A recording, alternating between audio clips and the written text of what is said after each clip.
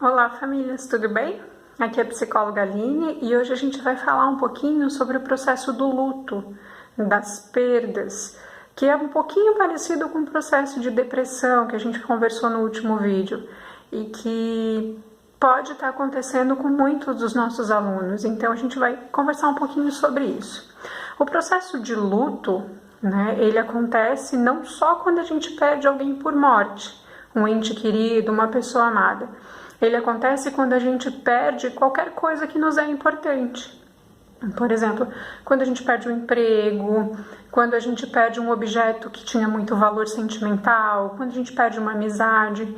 E no caso dos nossos alunos, eles perderam, não diria o direito, mas perderam aquele movimento de ir para a escola todo dia. Então, para eles é uma perda também. E eles podem estar passando por esse processo de luto.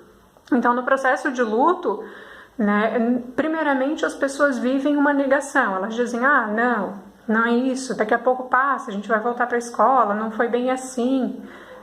E depois, num segundo momento, um processo de raiva. Por que isso aconteceu? Por que comigo? Por que não aconteceu com outra pessoa? Por que essa pandemia? Por que a gente tem que ficar em casa? E fica num processo de raiva. E pode dirigir essa raiva a várias pessoas, aos familiares, aos amigos, à própria escola. O sentimento é de raiva mesmo. Depois disso, vem um outro momento que a gente chama de barganha. Muito comum quando a gente perde alguém por morte, algum parente, alguma pessoa amada, mas de repente não foi bem assim, quem sabe tá enganado, Quando alguém tem uma doença grave, tem um diagnóstico de uma doença grave, quem sabe errar o resultado do exame, vou fazer uma promessa, quem sabe ele sai dessa, quem sabe tudo volta a ficar normal, vou deixar de fumar. Então a barganha é sempre uma negociação, ou com Deus, com a sua crença, ou de forma a entender que aquilo não aconteceu, ou que pode estar errado. Depois disso vem a fase mais difícil, que é a fase chamada de depressão, mas que não é o transtorno depressivo que a gente conversou no último vídeo. É uma fase que é muito cercada de tristeza, de choro, de isolamento social.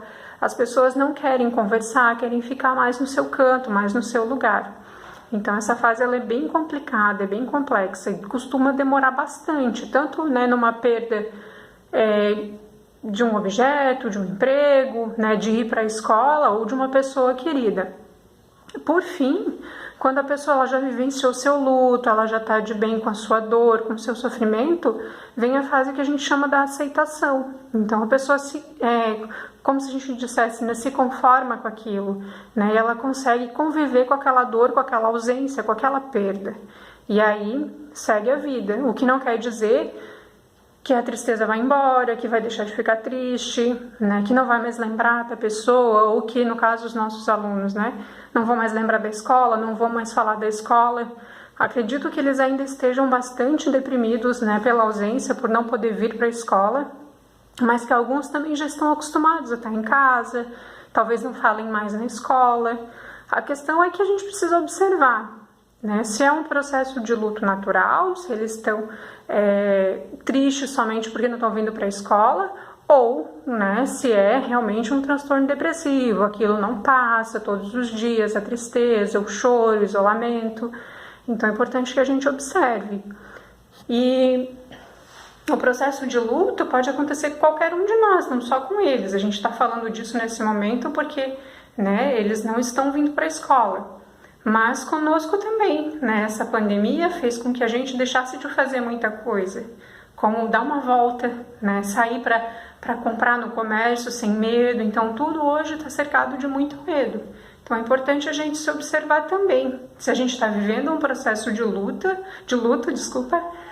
por uma perda, no caso a perda do ir e vir sem medo, ou se realmente a gente está adoecendo. Então fica aqui a dica para a gente observar o processo de luto ou de depressão de cada um e procurar ajuda, Como eu sempre falo para vocês, eu e a Carla estamos aqui para as famílias, para os alunos, é só nos chamar, certo?